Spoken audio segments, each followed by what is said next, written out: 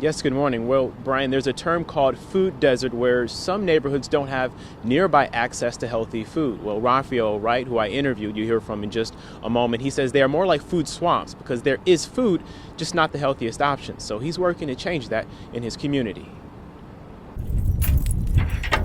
Raphael Wright says his vision for the corner of Essex and Manistee is to give new life to this convenience store that shut down about a year ago in the Jefferson Chalmers neighborhood. To build a community, you have to have healthy food and healthy access to healthy food.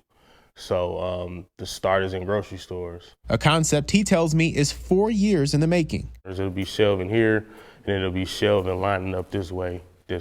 Wright says demolition is ongoing in the space that will house Neighborhood Grocery, a resource Wright says neighborhoods like this one badly need. Having healthy food in the proximity where you live is important to building up a community, and it's a matter of life and death. Many people in Detroit don't have a car, so they are restricted to convenience stores, fast food restaurants, places that are in close proximities to where they live. Other residents who do have transportation, like the Hamiltons who live kitty corner to the renovations, say they have to travel further. I really do believe it would be beneficial to this neighborhood, only because, as I told you, we have to go all the way across Connors to go to the market.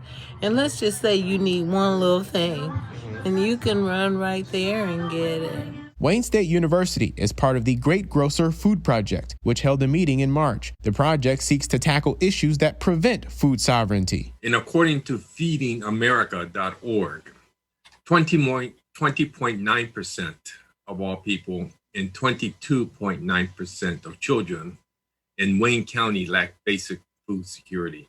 That's roughly 1 in 5 people who experience food insecurity at some point during the year.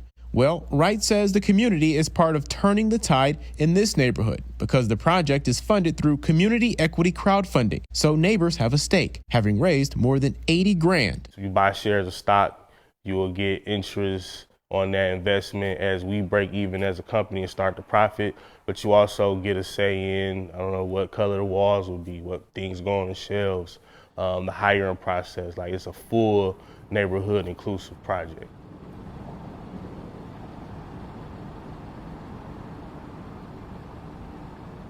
All right, and so there is a GoFundMe if folks want to donate. It is Neighborhood Grocery. We'll be sure to have a link to that on our website. As I mentioned, they've raised more than $80,000. I also want to mention that there is some urban farms, urban gardening taking place in that community. Wright says that some of those farms will be able to provide fresh produce, in turn providing those farmers with some income. And so the plan is for the shop to open sometime late summer, early fall. Reporting live, Darren Cunningham, 7 Action News.